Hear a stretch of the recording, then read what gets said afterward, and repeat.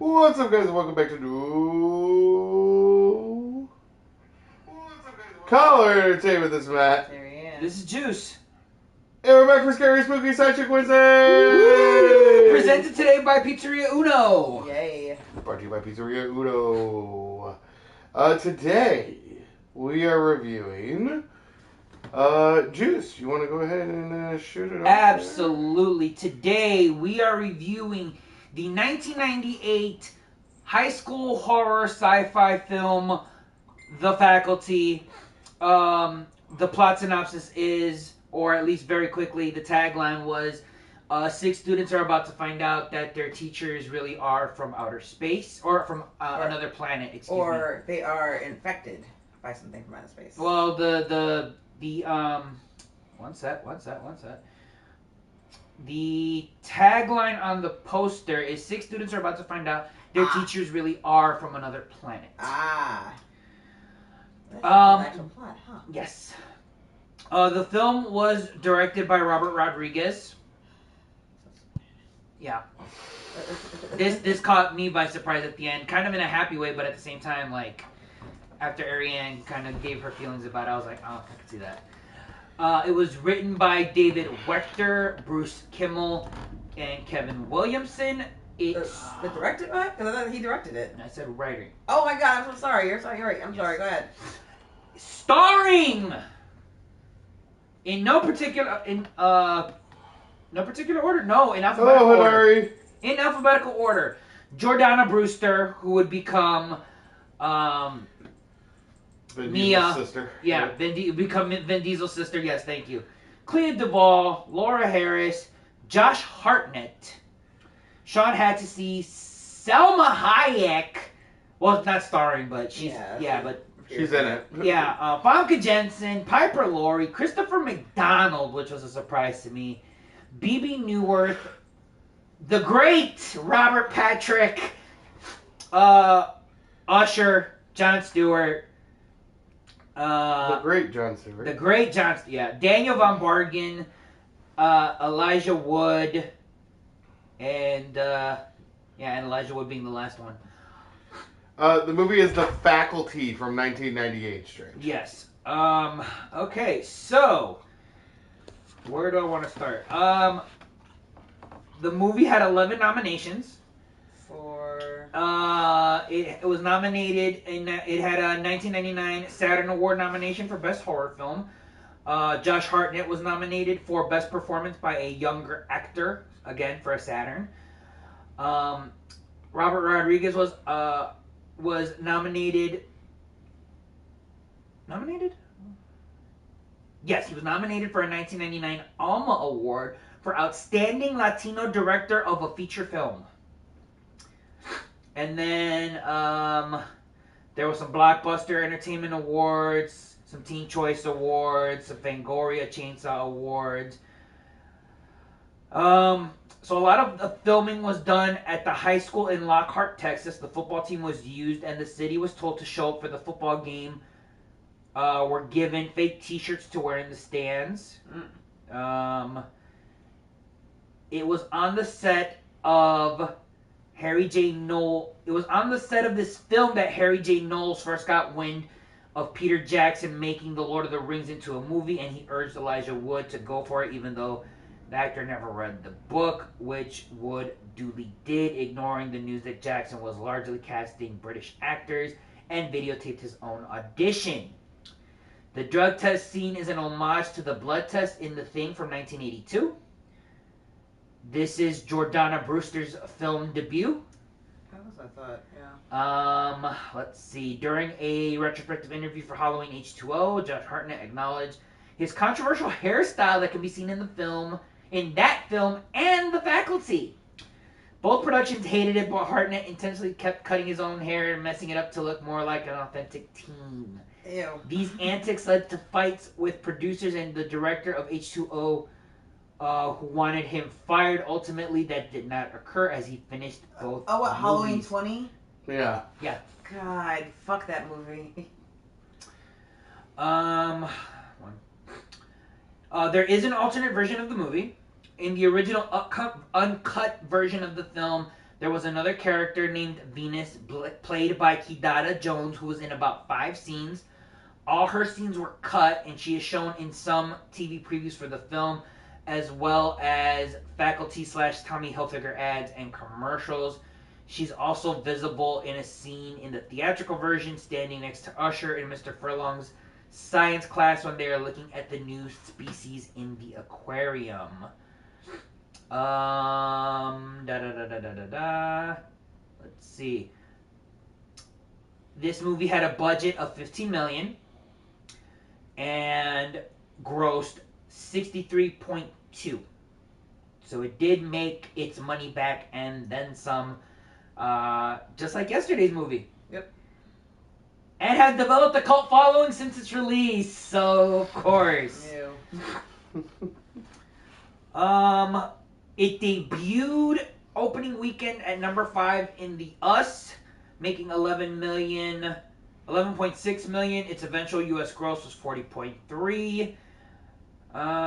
Its debut below commercial expectations has been partly credited to the studio's decision to release the movie on Christmas Day. Which, who wants to go see a horror movie on Christmas Day? You'd be surprised. Yeah. Let's see. I mean, I definitely saw this in theaters, so I don't remember when I would have seen it, but Right. I know I fucking saw it in theaters. Oh no, I know I've rented it at least once or twice when it was on the DVD. Well, as in, like, if they were releasing it on Christmas Day, Mhm. then if I saw it in theaters, I would have probably seen it around that time. That's fair. Rotten Tomatoes gave The Faculty 58% based on 64 reviews with an average rating of 5.7 out of 10. The site's critics' consensus called the film a ripoff of other sci-fi thrillers, which I can see. Yes. Metacritic has given the film a 61 out of 100 based on 19 critics, indicating generally favorable reviews. Cinema Score gave the film an average grade of B on an A+ to F scale, and that is all I'm going to say as far as background information and all that other stuff. Yeah, that seems rather generous, but okay. I try to do as well as you. No. I mean the BS. Oh, well, let's We'll get get into that. We'll get into that. We'll get though. into that. We'll get into that. So, initial impressions, Matthew. I adore this movie. Which is why I started stretching and getting ready, because there's a fight coming again today. Oh yeah. I thought it was great. I have actually a lot of ugly for this movie. Oh, I'm sure. However, I adore this movie. And I'll get further into it when I go into my good and my great and all that. But my initial reaction is this is a fantastic allegory for conformity and the indoctrination of the school system into keeping us all very friendly inside the system that is constructed and rigged against us. Yes. So it is a great anti-conformity movie, and that just immediately shoots it up a few notches in my score. It is very much bucking the system. However, there is some ugly there that we have to acknowledge. Even though the story is great, there's issues. So I adore it still, though, and I would easily watch this over any horror movie we've seen this month so far, minus Infested. That's fair. Yep. Considering the my other pick was The Devil. Thank you, Yep. Devil. Just Devil. Without like Cher. No, the. Yeah. like Cher. Like Cher. Yeah. Ari. Well, we watched other movies this month. And I still would watch this. Ew. Fair enough. Over Exorcist. Over Demon Night? You guys watch? Yeah, I would watch this over You guys Demon watch Demon Night without me? Aw. That's fair. We were saying that we're gonna still do horror movies because we're gonna be here. You can still keep it in real. We'll watch it it's again. still on the fucking wheel though. I will watch that shit good. again. I don't give a fuck. And you're sitting there like, okay, we're not gonna review Demon Night until we have to get actually reviewing Demon Night, which I pray we get to do someday. But are your first impressions over? Yeah, no, I think that pretty much sums it up. Cool. I was gonna refer to you next, Ari, as the resident educator. and cynic. And cynic, yes. No, I saw this movie when it came out. And I was in high school when it came out, so like, I have not seen this movie since because I didn't feel like really identified with it at the time, and I still don't. And I feel like there were a lot of things that they tried to do. I could see what they were going for, but I can't give them full credits because they tried to do these things that I don't think they did them very well. The writing pissed me off at various times, not just necessarily because of a lot of some of it really did feel like and then writing. Not all of it, but there was enough there that I was very disappointed by. Especially finding out afterwards that it's fucking Robert Rodriguez, and I generally like what he does. But then also like some of the dialogue just pissed me off. Like, it didn't feel natural. It didn't sound like what kids would say, and I just didn't. It rang false. Like, or at the very least flat for me. So I understand why it has a cult following. But I've never. It's like, oh yeah, that movie. I'm reading over information about people who've done like analysis of it, and I'll bring that up later on. And like, oh, that sounds interesting. I never thought about it that way. And I think it is like some of the things they talked on, and I'll bring it up later. But I go back to like, I know I see what they're trying to do, but then there's these other things that were happening simultaneously that made it feel like those attempts were incredibly flawed or incomplete, or basically like a high school kid wrote what they thought would be a really cool horror movie and submitted it for a class. And maybe it was good compared to the other kids, but it's still a fucking high school theater, script basically. And like, there's a lot of things that are missing there.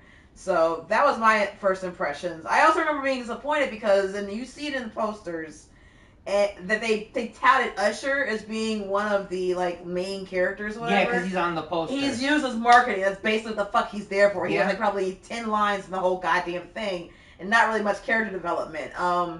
That's not necessarily like that happens all the time in movies, and it pisses me off when they do that. I think one of the reasons why it bothered me so much then and still now is because it was obvious they were using him for a marketing ploy, and he's still not really, he's not being used. So, yeah, I have more, but that's basically it.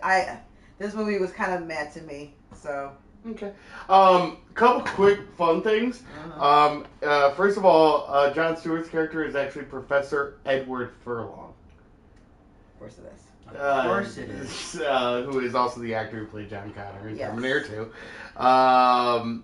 This is Usher's debut movie. Yes. This is Josh Hartnett's second film. Yes. This is Jordana Brewster's first movie. Which I did mention. Also, we can probably credit this movie to the reason we got the fantastic performances of Josh Hartnett and Elijah Wood in Sin City. Okay. Since they worked with Robert Rodriguez here, that's probably why he brought them in. He enjoyed working with them. And then we got two amazing performances from them in that movie. So if nothing else you can get good out of this movie, it's the performances in Sin City. I'll think about it. Okay, but also Elijah Wood's performance in Sin City, which was good. At the same time, like, he has no lines, and so Doesn't he's need just gonna be creepy, I guess. Yeah. And Josh Hartnett is barely in it, also. But do you remember the parties in it? I remember everything from that movie. Yeah. So, like, that's not. I mean, that's because he did a great job. But I mean, like, he's very scant. Both of them are very scant in it. But I take your point. But yeah. I've seen better Rodriguez films and better Rodriguez horror films. Okay. And your initial... Wait, I'm sorry. Were you done? Because I didn't want you to go too far into the bad. No. Juice, your first impressions. I also very much enjoy this movie. Watching it now as an adult and actually like paying attention to what the message, a lot of what the message this movie is displaying really kind of opened my eyes and made me appreciate it that much more. My thing with the cult following kind of comes from, like, if you understood it then, I can see why. And also, it's got a really great cast. Mm-hmm. It's got a very strong cast. The casting is phenomenal. It's a lot of young actors, so like they're not gonna harsh on them really bad, but then you got a really good supporting cast of very good veteran actors themselves, and it just kind of adds to the. This movie is as zany as it is. It's fun. Yeah. And I think that's one of the other things I enjoy about it. Like, yes, some of the writing is camp, because I'm reading some stuff as well, or I'm attempting to, and it's not one of Rodriguez's better horror movies, but he has other horror movies, or from Dusk Till Dawn. That I mean, dark comedy horror, I guess. This is not dark comedy. It's not a dark comedy. That whole first 30 minutes is pretty much comedy. No, what? Between Clooney and Tarantino? Oh, from Dusk Till Dawn. Yeah. Oh, I just meant this movie for a second. Oh, No, okay. Dusk Till Dawn, I would say dark comedy I still horror. would not. No. They end up killing him with condoms filled with holy water. Yeah, because Robert Rodriguez likes to do a lot of shit over the top, but that doesn't make it a horror comedy. So. Okay. That's debatable. I'll put that under debatable. Okay, that's fair. I considering this is the first time I've seen it in years, as I'm watching it, I'm still having a really good time with it because I know what's coming and I could see a lot of what I could see what they're trying to do as well. And this is they mention it's very Invasion of the Body Snatchers, teen drama type thing. But everyone's having a good time. I'm having a good time. I had a good time. So, moving on. Does anyone else have anything else to add in regards to initial impressions? No. Okay. So, the good. I'll start first. Very good. So the good for me, is not just the cast, because the actors do a good job. I'm not really bothered by anybody. Although I would say that, the actress who plays Mary Beth, was probably the weakest to me, aside from maybe Stan. But I'll get into him in a second. As far as her performance? As far as her performance, yeah. Okay. And I forget what her name was. I'm trying to look what her name is. Laura Harris. Yeah. And her acting is, I've seen her in a few things, and her acting has always been, like, kind of hit or miss for me, and I don't know, it's just, like, I don't know why. Because I liked her in 24, but I didn't like her in this film as much, and she plays a similar character, actually, in a lot of ways. But, yeah, so, what I did like was they actually cast young adults / teenagers. Yeah. So when I said that Elijah Wood and I are the same age, we're literally the same fucking age. He was born in January '81, just like me. Who's that? Elijah Wood. Wow. So like, he's like I think the youngest one, on the cast. Probably. So no, I was looking at the age. Those are the years. You're looking at the ages. Yeah. Okay. Jordana Brewster was 80. Usher 78. Leo Duvall I think was 77. Elijah was 81. Hartnett was 78. And Tatoski was 75. He's the oldest one, which is actually probably one more reason why I didn't really like his casting. I really didn't like his casting. Who is Tatoski? Tatoski was the Stan. Quarterback. Okay, yes. Right. Yeah, I really actually I didn't like his casting then. I still don't like it watching it again. Mm-hmm. And I'm trying to figure out why, but I'm gonna leave that for a bad when I figure out what the fuck it is. But generally speaking, I did like that because growing up and through high school and late 90s, it felt like, and like Dawson's Creek would be another example of this, and a lot of shows, that 70 show was probably one of the first ones that did this, where like they actually had kids playing fucking kids instead of fucking 25, 30-year-olds pretending like they were 17, like fucking Vietnam and 210 and all the shows like that, like. And part of it's because they're exploring adult themes, and so who wants to watch a bunch of 14-year-olds actually get it on? I mean, some people do, and we never want to ever talk to any of them or know who they are. But the idea is that, like, you also want to get people who are actually able to represent the age, that formative time, in a authentic way, and it's really hard to do that the older that actor gets. And so I thought that was interesting. I liked that that was part of, I think, a ploy that they used in order to market it, a different way of doing it. Mm-hmm. And also, like, Robert Rodriguez has never been afraid of working with kids. And so, like, I think that was part of it. Now, I say kids as in, like, again, he's 81. That means he was 17 when this film came out. Everyone else was, like, at least 18, 19, 20. But still, like, not, like, during casting and during filming, they were probably just at 18. So, like, it was just not the same age as most of their characters, because you get the impression that a lot of their characters are seniors or close to being seniors in high school. So that was a good for me. Was the casting decision to go with younger actors, and then of course their actual performances. Yes. If I may, just real quick, just because you brought it up, Mm-hmm. this was also written by the creator of Dawson's Creek. Okay. Also the writer of Scream, the entire series. Yeah. Okay. And the writer of I Know What You Did Last Summer. Okay. By Scream the entire series, do you mean Scream the series or Scream the film series? Because there is a television series. Scream the film, well... Because I thought there was some writing. Written by Scream 1, Scream 2, Scream Bloodline, Scream 6. They didn't do 3. It didn't come up, but that doesn't mean he didn't do it, because it looks like he has touched everything related to Scream 4. Point, yeah. Cursed, Scream 3. He did the characters, never mind. Okay. So he did not touch Scream 3. Okay. But yeah, so that makes a lot of sense. No, it does. And I with regards to those films, Dawson's Creek I was never a big fan of. It was on when I was in that time or high school, whatever, but I never really got into it. I love Scream. I Know What You Did Last Summer. Both of those films have a lot of problems. But I like Faculty the least of the three of them.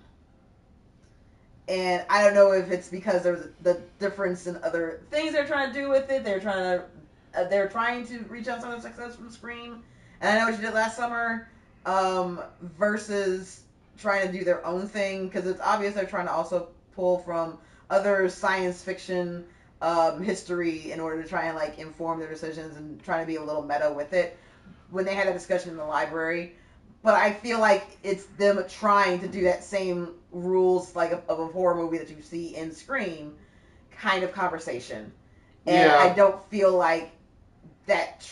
I understand why they're going for it, and I would love to have seen it done better, basically. So, whatever. I'm on my good right now. Mm-hmm. The good is the casting, the actors, and I'm trying to think if there's any other good. Special effects were... I don't know. Special effects were decent. They were decent. I'll put for that 98. For 98, yeah. Oh, it's practical effects for the most part. I mean, they're cheesy, but I'm willing to accept cheesy, especially in Robert Rodriguez horror film, and the Robert Rodriguez film in general. And just like it's a sci-fi horror film. Yeah. So like, if it had been all CGI to shit, I would have been fucking pissed off at it. Oh, I probably wouldn't have liked it. No, yeah. The actual the shadow effect they have at the end that kind of shows her true form. I liked it. I'm not gonna say it was like the best thing ever, but I thought it was really well done. Yeah. And I thought it was interesting, like commentary and take and stuff. I will also, so I'll go ahead and get into some of the analysis, and that's actually part of my good, even if I don't necessarily agree entirely with what they're trying to say. Give me a second. I promise I won't make this while she's looking for that, Strange said, when you started your good, I wanted Ari to say, I'll go first, and I'm done. Sometimes you get it, sometimes you don't. Whew. And this is one of those No, times. and I think even with Ari's first impression, I think her score is going to be a lot closer than we're thinking. Probably not. I think they are. In a retrospective. You're on Wikipedia as well? Yeah. Damn it. One of the things that I was looking at specifically that I thought was interesting was the analysis of its portrayal of teenage alienation, especially within the high school environment and systems and cliques and social roles. I agree with that. I don't think they did a good job of doing it. I see what they were. That's what I was saying. I see what they were trying to go for. They don't really flesh that out very well. No. In particular, alien invasion through parasitic functioning and metaphor, these concepts, like the fear of losing one's nation and the ability to a crowd. Experts also note the reinvention of fear of female sexuality often found in the horror genre. Yeah. I had never thought about that before, so I'm intrigued by this, and I think it is an interesting take. If a female gets sexual, she must be evil. Well, that complex no, that's because so what it says is the character. Well, I was going to say it, if I can say it for my head still. But I'm not saying that what you're saying is wrong either, babe, because it is. It isn't. What they're saying is that the complex, like alien woman in power, acts the role of femme fatale. She masquerades as an unassuming virginal girl, but the final battle reviews her sexual threat. Becoming nude, so that being like a very obvious like use of her sexuality. Gratuitous. Turning confident and flirtatious. Role as a threatening, castrating agent is underlined by the sharp teeth of her species, which evoke vagina dentata, and her association to water and a woman-like female element. The monstrous mother of her race, she tries to seduce heroes by offering them the symbolic return to the womb. All of this is fucking fascinating, and I would have never thought about it had I not read this. Yeah. I think that that's true. I think the problem is that it also is, and this will get into some of my bad and even some of my ugly, is the way in which other female actors or female characters are portrayed in the film, or how they're treated by, like, it's the casual violence that kind of happens with regards to how they talk to each other and like relating to each other. Like the only way you can talk to her basically is like call her a bitch. Like she's being assertive, or she like that's the only like her character is very like certainly Jordan Brewster's character. Yeah. Like that sort of thing. Like so it's this interesting take. It's not wrong, but the problem is that it's also kind of deflated by the other ways in which they portray women in the film, or treat their characters in terms of like their arc and narrative and their dialogue. Like you're trying to do two things at once, and it kind of negates a little bit of your point. Yeah. I do think it's an interesting take though, and I'm not altogether. I think that's a good that's something that they utilize. I don't know if it is something that someone is reading into, or if this was something that was purposely done by Rodriguez. I'm more likely to lean towards the latter. Yeah. Well, I'm actually gonna build on that in my ugly, so I'm gonna let that go. But yeah, there's a lot more to delve into that is on the ugly side of it, so I'm gonna let it go. I'm gonna stop now. I will say there's this thing that's really neat that they do. I'm going to go more to why that's a limitation for me to a certain extent. And I would like to start off the ugly if I could. Okay. When we get to it. Okay. Right, another thing it mentions is that Miss Burke's character precedes Mary Beth at the same time, revealing her hidden sexuality only after being infected and turned into a monster. The scene of her detached tentacle head in particular echoes the Freudian Medusa head. The monstrous feminine is therefore used in the film to reflect the teenage characters entering adult world, where they are forced to, quote-unquote, come to terms with female sexuality and overcome their fear of its monstrous aspects in order to fully become functioning adults. Well, and then, of course, the other part where Casey, who is the male character closest to the feminine side, is the hero of the film. Right. So these are all things decisions that are made intentionally. The problem is that I think there's other elements that are executed at the same time that kind of they're trying to do a lot, and it kind of all gets lost in the scramble. Well, and so I wonder if it's not a couple of things happening, because there's a shit ton of rewrites, by the way. That's what it was. That's what I'm thinking happened. There was an original director, and Robert Rodriguez was brought in after he quit. Wow. Yeah. Okay. So Robert Rodriguez inherited this, if this makes you feel any better. That makes a lot of sense then, honestly. And I'm gonna give him a lot of credit. Could you hand me yes. a Pepsi, their juice? I'm gonna give him a lot of credit and assume. Or a generic Coke product that is not paying us for advertisement. I'm gonna give him a lot of credit. I'm a leeway and assume that anything that came out that was good in this film was because of him. And that the problems I have is partly with the incontinuity is probably because of either the rewrites themselves or some of the original material that was in there, or stuff that the producers and studios were like, well, we don't want to make it too feminized. Yeah. So let's throw this in here. Like, god damn it. So yeah, no, that makes a lot of fucking sense. All right, so you're good. Did I do my good yet? No, I didn't. I went first. Okay, so my good special effects I thought held up very well. What I was really worried about, I remembered vividly the Queen chasing Elijah Wood's character under the bleachers. And I remember that like sticking with me, because a lot of this movie didn't stick with me actually from the first time I saw it, and I actually enjoyed it more on this rewatch. But that particular scene, when I knew they like blew their special effects budget, actually played out pretty well.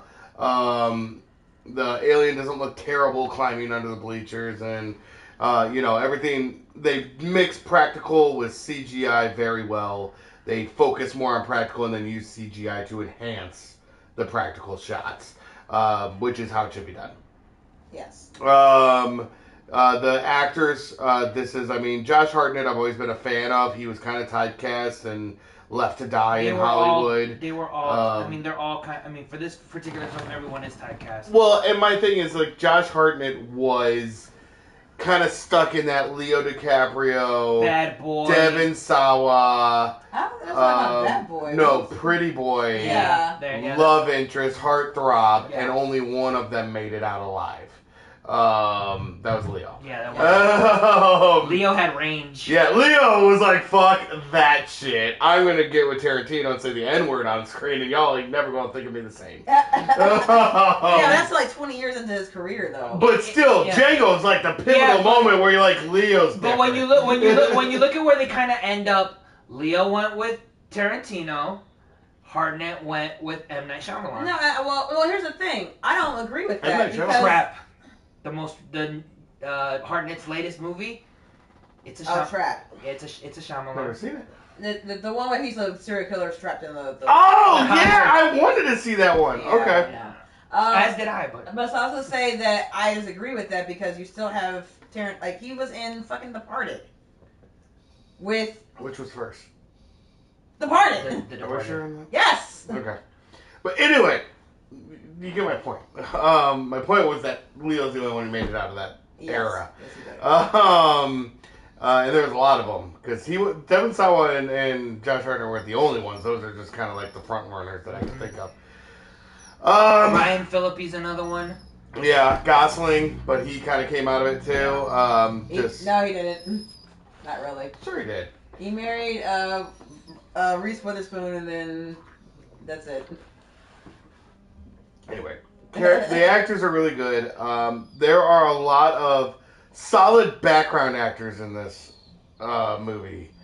Starting with Stokely, Clea Duvall. Background characters? She's one of the main characters. No. Duvall. You're yelling at me.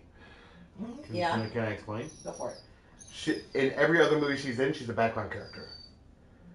Okay. A lot of background actors is what I'm saying. I think he means like. It's like Joe Pesci in a major role. I don't know what movies you've seen of hers because I've seen other stuff where she's not. Okay, well then I really only know her from Identity. Yeah, she was one of the main characters in a couple other films as well, Heroes. Okay.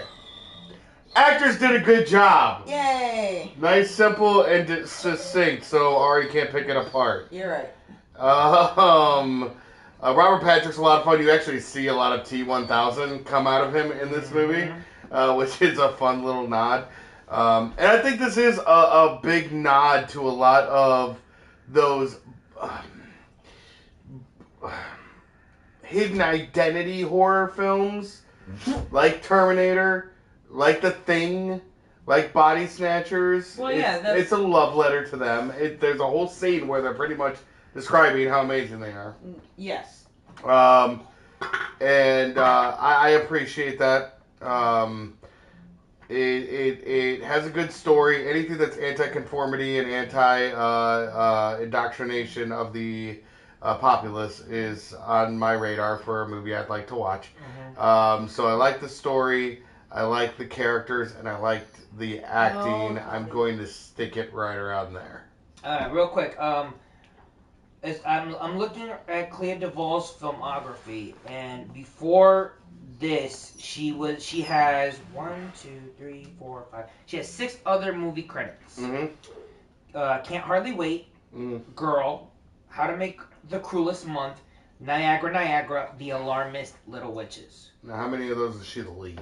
I couldn't tell you. No, this is probably the first movie she has where she's in one of the main characters. And I think that's part of the point he was getting at is at that time. That's not how you said it. That's all. Well, that's how I interpreted it. Okay. Whatever. no point of really sticking on that. So we can move on. Yeah, moving on. Right. You're good. My good. You guys kind of nailed it on everything that I could say a lot more eloquently. The cast is fantastic. The supporting cast is, I think the supporting cast is like so very, very good. They really help to enhance what the main cast wants to do, considering they're all very young and for the most part never really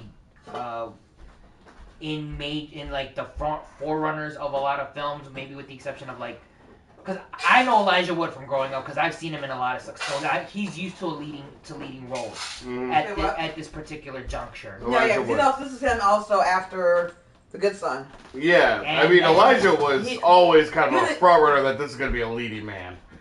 Yeah. After The Good Son. Deep Impact. Does anybody remember the movie North? Yes. No. Okay, we know that. I should probably add That's what I was trying to think of. I should add that one to the list as well. I didn't really like it, but I remember it. I enjoy it. I need to add The Good Son to the list. Yeah, you do. So I've never seen it all the way through. Yeah. So again, I know they're both fantastic. So I like the main cast fine. I really love the supporting cast. I do enjoy the story. It's a really fun take on an invasion of the body snatchers, while at the same time trying to tell us how much the maybe not that, but like what you said, Matt, about the education system. Yeah, indoctrination. And the indoctrination, thank you, and the conforming of stereotypes or types. So for everything else that you guys said, like I can't remember everything and put it into good words. So I'm gonna put it at that. All right. So go into our bad. Yeah, we're in the bad now. I don't have a lot of bad for this movie, so I'm gonna go first just because I don't have a lot. There's some cringy dialogue. Yeah. Very 90s dialogue. Mm-hmm. Yeah. I'm gonna leave it at that because the rest of it is my ugly. Okay. Go ahead. May I? Go for it. So my bad. I agree with the cringy dialogue. I was looking at the writing because you did mention that it was that it had been rewritten. Mm-hmm. So this movie was the first draft of this script was written in 1990. Okay. But at the time there were no buyers, and it wasn't until after the success of Scream that Miramax Film bought the script and rushed it into production. The Weinsteins brought in Kevin Williamson to do rewrites, That's a bad right there. keeping the basic dialogue, keeping the basic story, but rewriting the dialogue. And you mentioned he wrote Very 90s. Yeah. Well, hold on. So that all ties together right there. So they, off the success of Scream, they bought this script, and then they brought in Scream's writer to rewrite the script. Yeah. Keep the story, and then make it Scream in this plot. Yeah. So go ahead. And adding new characters, but also adding new characters to make it more hip. And I think that's kind of where that's where Usher comes from. Yeah, that's part of the problem. Is that you have these older men. I mean, who have some success but don't know how to write teenagers. When did Usher's first album come out? 95. Oh, okay. So that's the problem. Is like you're trying to write young people, but you don't know how to write young people. No, Even if you try to base it on your experiences, which is from a different generation. The good, I forgot. Going real quick, good. The practical effects are fantastic, especially the design and the puppet of the mother. Now, the CG doesn't hold up. No. I mean, like we said, it's 1998. Granted, there's better CG in Jurassic Park and Independence Day. Granted, but this is a low budget movie. Sometimes we can't forgive it. Sometimes we can't. Yeah. I can forgive it, but it's very noticeable, and it's a bad for me. Mm-hmm. And I think that's it. Okay. Ari. So my bad is mostly tied up around the writing. God, I'm never gonna forgive them for the, what was it? Oh yeah, they won based off of you and your completed passes. Like, Oh my god, yeah, that may be one of the worst lines of football dialogue I've ever heard in my life. like what the fuck are you talking about? If you like ever said a sentence to me like that, I would just be very upset with you. As well, you should be. No, so some of the bad, I'm trying to keep it out of the realm of the ugly because a lot of it has to deal with like. I think we're gonna be on this. I think this is gonna be a long agreeing conversation on the ugly. That's why I call dibs. Yeah, that's fair. No, so with the bad, a lot of it is just it is some Anton writing. The pacing for it is not very good. It really doesn't feel like the intro scene is actually interesting. The intro scene has the teachers, which is the smallest fucking faculty meeting I've ever seen in my life. Yeah, no. But like, and all just like, and it's like also like at the same time it felt because it's trying to do two things with regards to the education system, right? Because it talks the first commentary they have about the education system. There's no fucking kids around. It is we are putting the money in the wrong place. How the hell do you expect us to do our jobs and give these kids things they want and need? And it's like, I have my hands tied. I don't know what the fuck you want from me. While at the same time talking about how the teachers are actually the enemy trying to indoctrinate all these kids. Like, okay, there's a couple things that those things can both be true at the same time, but it's really hard to pivot from one to the other in the same film with almost no commentary in the first one after that scene is over. Well, I think that scene is showing that while some of their hearts may be in the right place and they want to do other things, because they're handcuffed by the system, instead of bucking the system, they still don't do anything about it because they need their job. Well, that's, quote unquote, like that's the problem is that, oh, damn, I have to eat.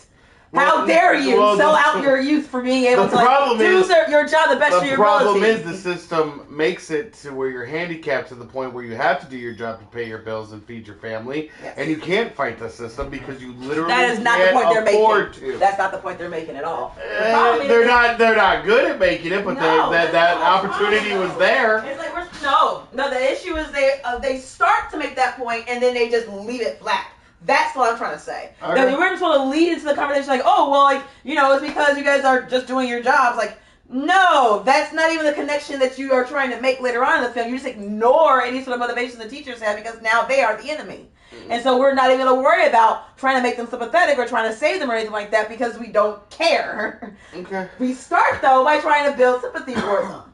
And we have that actually pretty decent, suspenseful scene where the principal's trying to get away. Let's also not talk about, allegate, it's super uncomfortable because here is this large prototypical male, who is, and menacing the smaller petite female administrator who is kind of trapped in this office. He's blocking her way, and she's like, "What the fuck are we?" And he's making innuendos.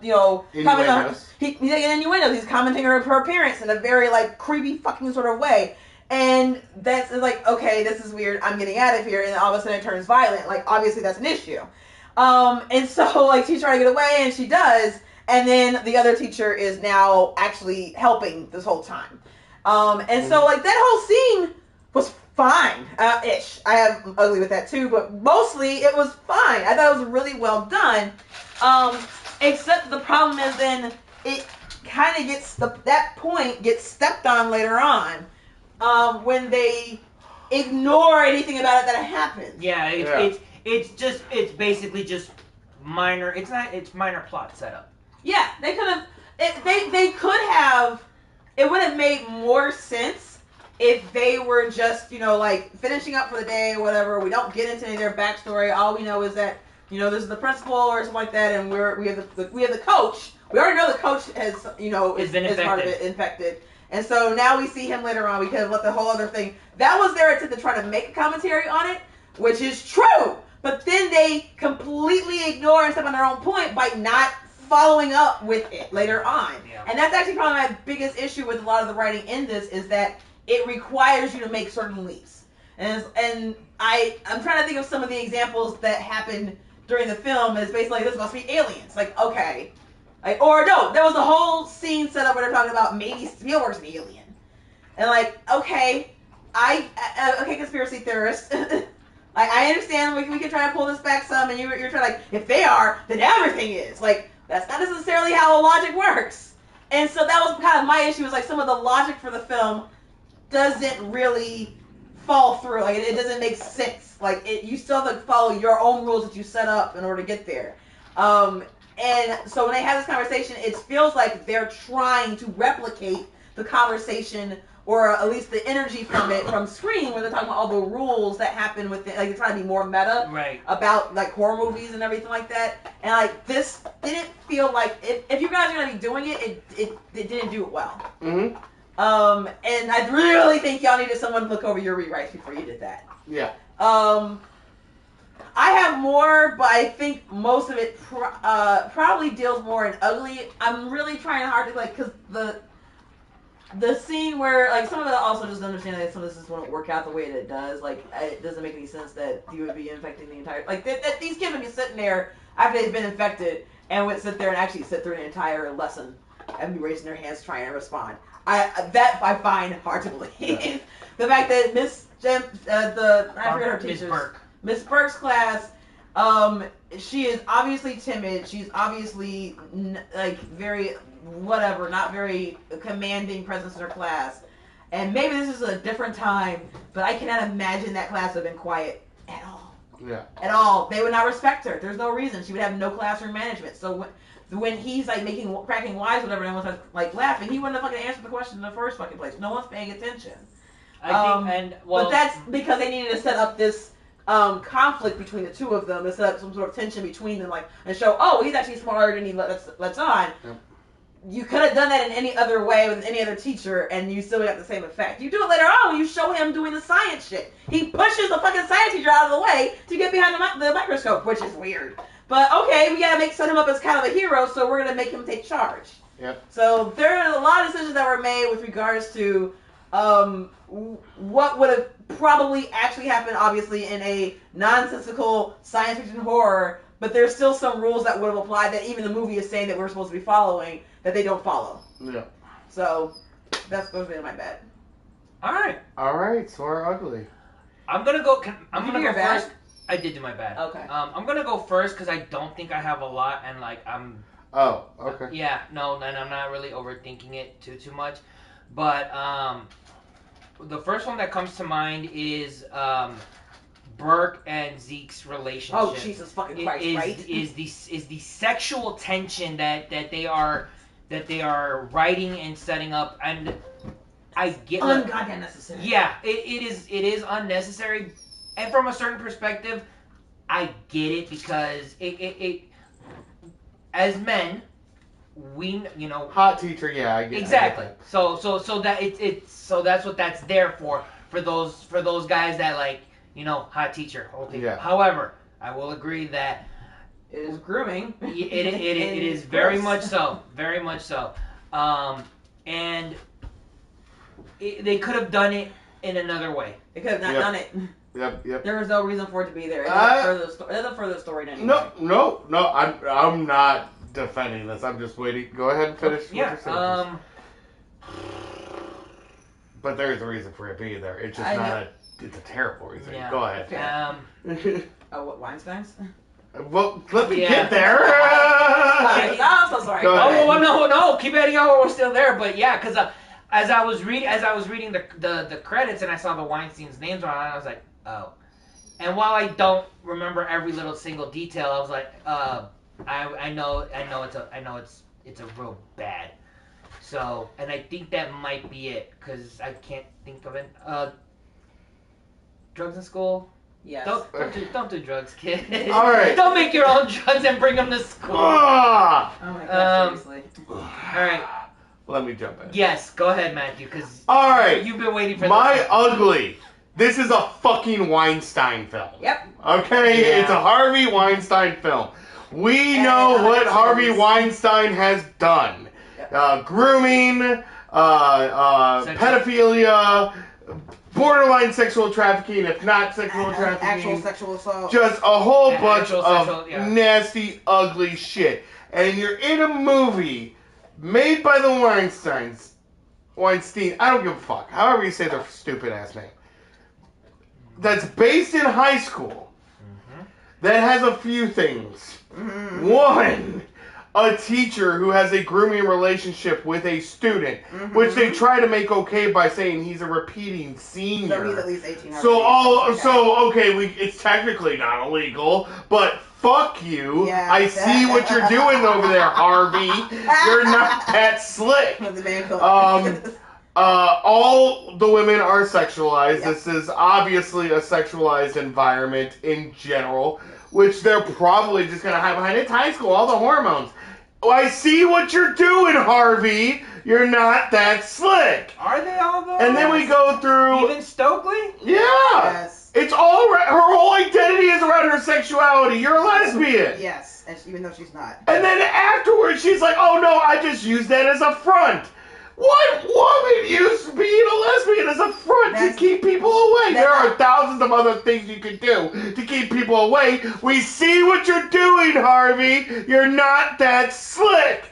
And then, to top it all off, in the third act, with the titular moment, with the enemy, the leader, the queen, closing in on our heroes, she has to be naked for the whole thing, and she's supposed to be a 17-year-old. I see what you're doing, Harvey. You're not slick.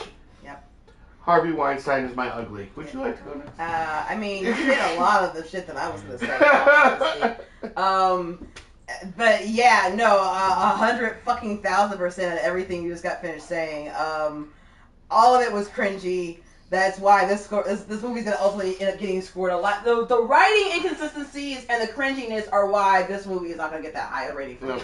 It's not very rewatchable. It's not very fun for me. It's not very doesn't hold up very well. And so and the ugly is probably large. I don't want to give him too much credit because it's still the 90s and people still sucked back then.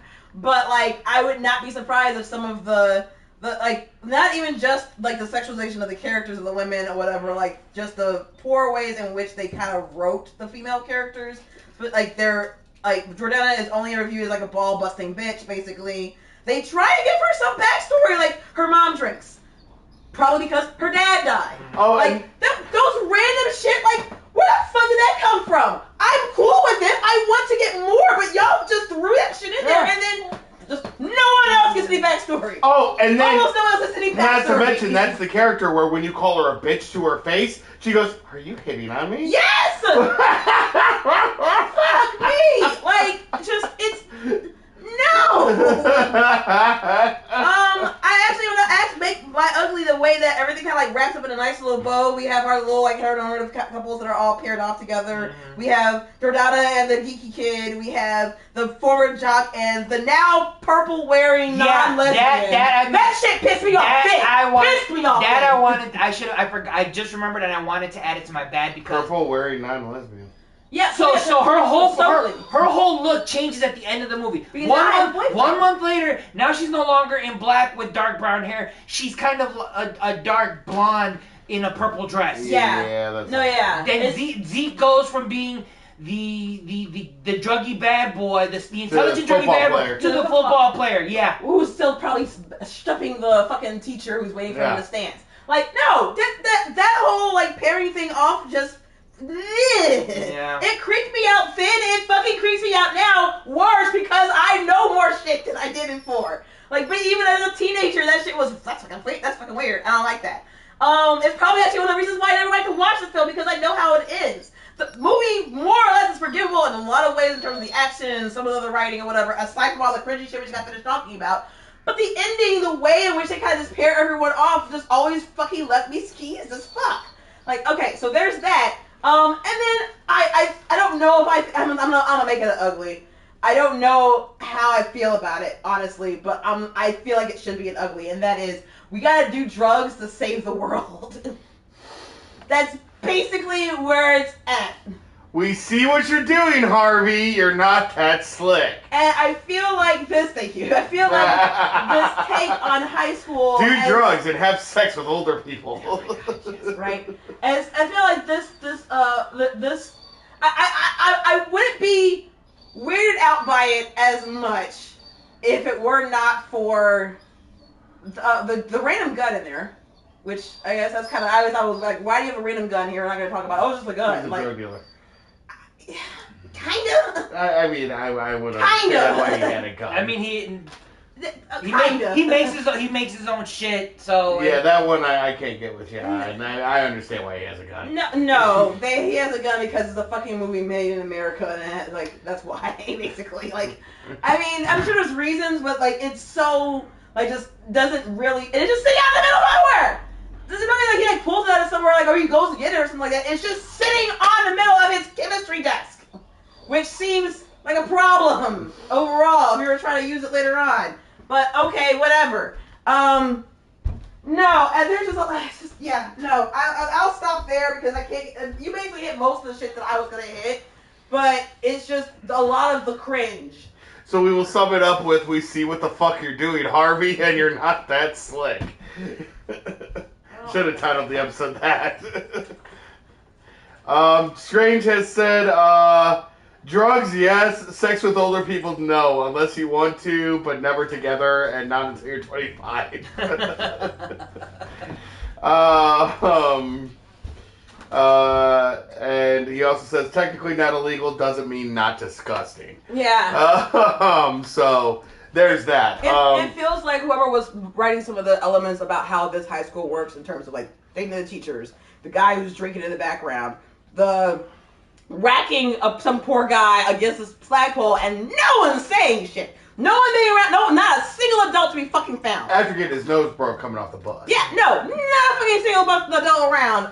Like just this incredibly dystopian view with regards to how like American high schools work, which granted isn't great. This is still before Columbine, so somehow this was better. Yep. This was the peak of high school before we started having active shooter drills on the regular. But oops, okay, that's totally dog food.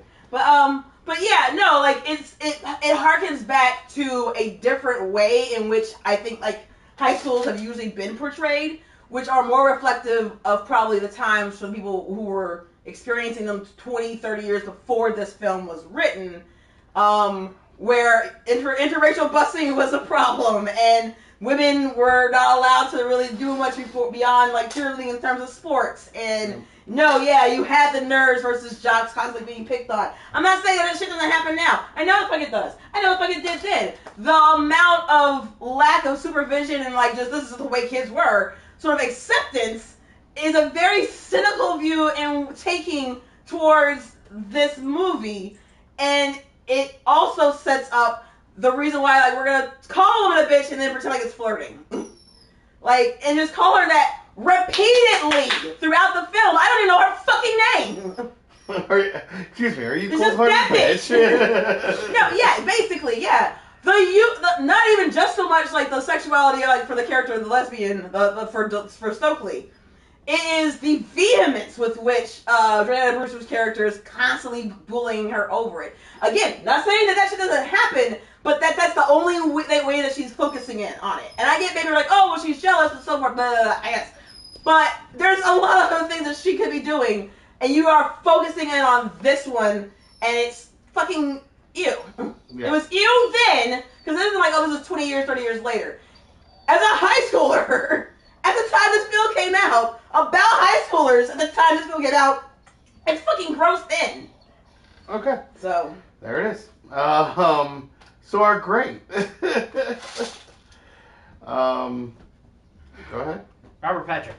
Robert Patrick. Okay, I can accept that. I'm just going to leave it at that. Robert Patrick. All right. Robert Patrick. Well, I guess let me go into a little bit more because you said it yourself while we're watching the movie. There's a lot of T-1000 in this. Mm-hmm. That the man knows how to do creepy. Mm-hmm. Very fucking well. Yes.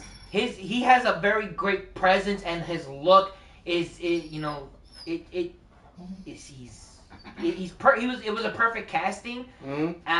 And I kind of wanted more, but because you have so many characters, you have to make some sacrifices. But no, but Robert Patrick is the best part of this film for me.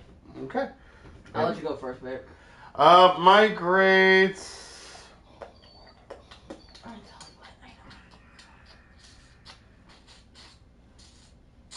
Jon Stewart fight. Okay. That was fun.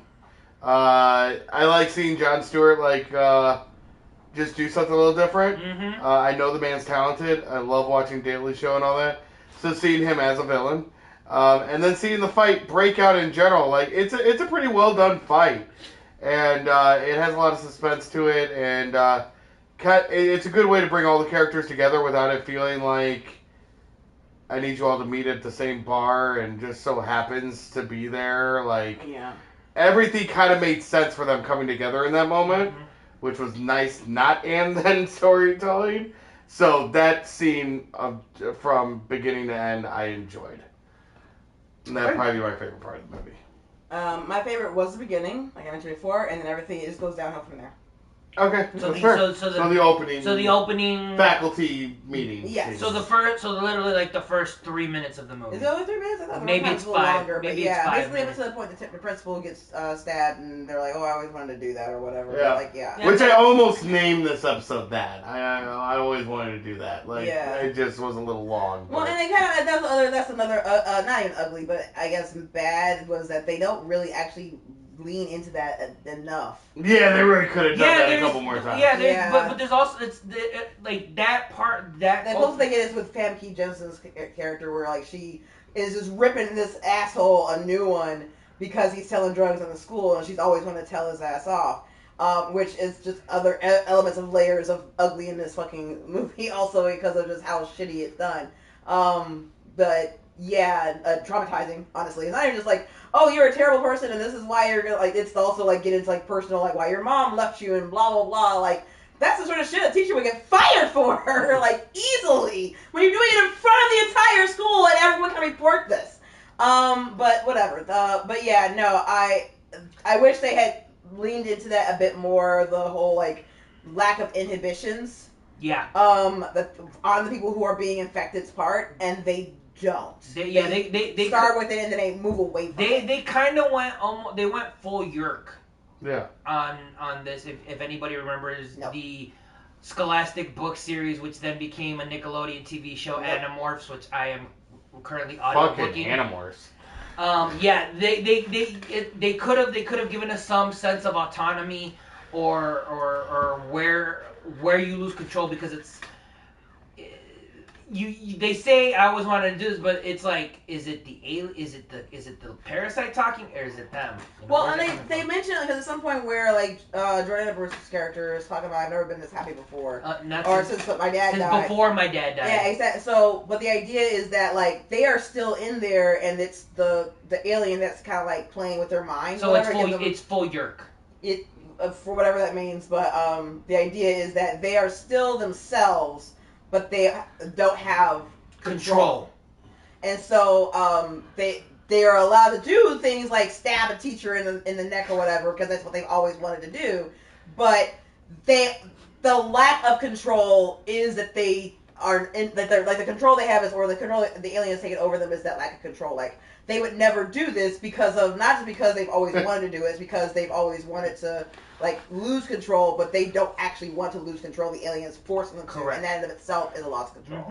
Mm-hmm. But yeah, no, I wish I've never, as much as I've ever like bothered someone, I've never wanted to stab them in the neck with something. So there's also a little bit more of that cynical element of like when you really don't like someone, that you actually want to fucking murder them, and the only thing that stops you from doing so is that you're not infected by an alien parasite. Like so. That aside, again, my favorite part is the beginning, and then everything goes downhill from there. Strange says he's already given his score. It is already a not that slick out of 10. I saw that.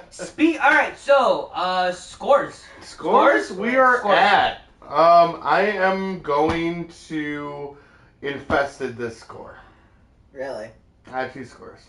Okay. 2 scores. Uh-huh. Turning your brain off and not knowing anything about the world and just watching the movie, I give this a nice 7 out of 10. Uh-huh. Okay. Knowing the behind the scenes, and let's not forget the other ugly Danny Masterson. Yeah. He's also in this movie. Yeah, well, yeah, I- this is basically when that 70 show is coming out. So what he's done or what hasn't done, or whatever. That's in the future. Yeah. You can't. Just so happen to be in a Weinstein film. You can't hold that I against. know. Yeah, but you can't. This is coincidence. You can't hold that against 1998 Danny Master. Either way, it's a 7 out of 10 before all that, but now taking all that into account, and once you see some of these scenes and knowing what happened, it really hurts the movie, especially the relationship with Famke Jensen and Josh Hartnett. Josh Hartnett. This solidly goes down to about a 5.5 out of 10. I'll be honest, that's exactly where I'm at on it, honestly. I told you we weren't going to be that far off. Oh, I thought you were going to be higher up. No, it's a 7 out of 10 without the Weinsteins and all the ugly bullshit. Yes, but the official score is going to go into record as 5. Yeah, it's 5.5. I'm giving it a 6. Okay. So altogether, we're at a 5.75 out of 10. Yeah. That sounds about right. Yeah. Which is about where everyone else landed on it, honestly. Yeah. Like 5.8, I think, on one of the things. And people are going to be like, but at the beginning, you said you could watch this movie over all the other ones you saw. Well, yeah, because I know the other ones are better films, but I also have the ability to turn my brain off to the ugly and just enjoy an alien creature feature, and not worry about the other bullshit. I have that ability, so that's why I could watch this before I watch Demon Knight or Little Shop of Horrors. It's those moments when you have to turn off the critique, the thinking side of yourself, and just like watch movies to watch movies. Yeah. The problem is for me a lot of times like that's impossible. Yeah. Not because I'm not capable of doing it, because I think some of the movies, to separate it, it would be like basically like, oh yeah, I love Gone with the Wind. It wasn't for all the fucking racism. Like you can turn your brain off and watch that film, but if you're going to do so, you cannot ignore that shit is happening. You have to still acknowledge it. And so sometimes that's a hard sell. Like I can watch, there's like some movies like Batman, The Batman or whatever. I can't.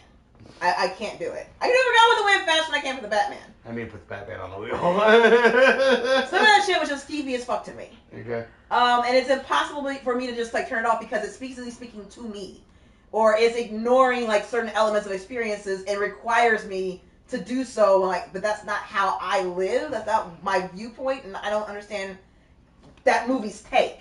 And so if it's asking me to turn my brain off while also forcing me to confront certain things that is impossible for me to ignore, then I can't. I can't even choose to. It's like impossible. Like you're closing your eyes and still seeing light behind your eyelids. Like I know it's there. For this movie, it's another one of the same things. I'm never gonna be able to watch this film without thinking about the inappropriate relationship between the teacher and the student. It's fucking gross. Yeah.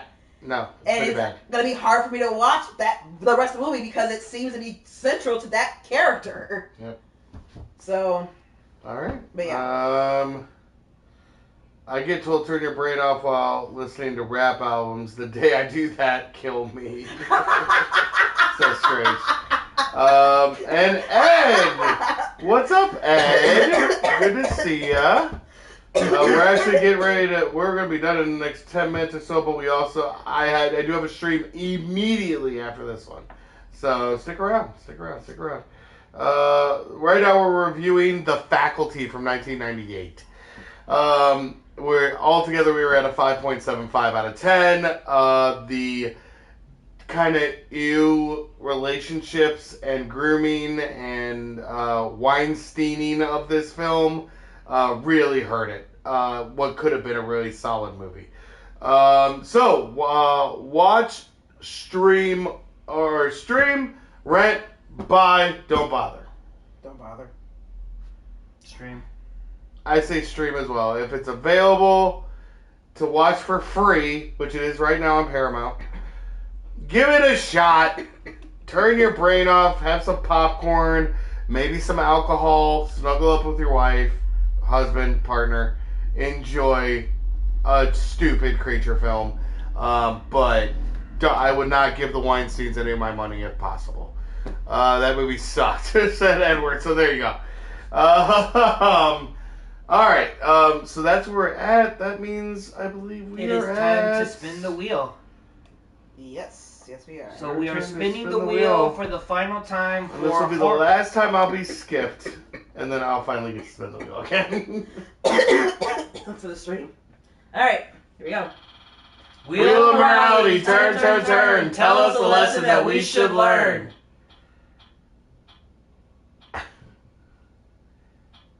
God damn it. I don't like that smile. Alrighty then. Fuck. We're going to watch Please don't. the classic Please don't. 20-somethings Oh. sci-fi original feature. No! God damn it! The no. granddaddy of them all. No! Sharknado! No! Fuck.